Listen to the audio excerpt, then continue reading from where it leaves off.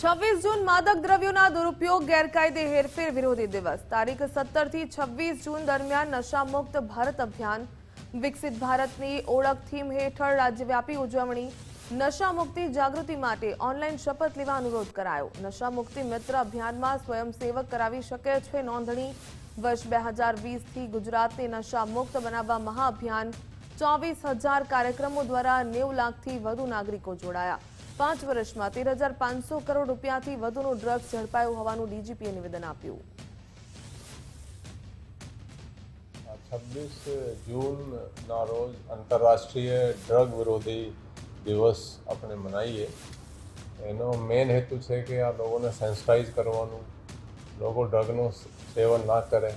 આપણે જોઈએ છેલ્લા 5 વર્ષમાં 13,600 કરોડથી વધુનું ડ્રગ આપણે પકડ્યો છે। નશાના કારોબારમાં જોઈએ 5 વર્ષમાં 3700થી વધુ ગુનો નોંધીને 5,000થી વધારે આરોપીઓને આપણા જેલની સળિયા પાછળ ધકેલ્યા છે।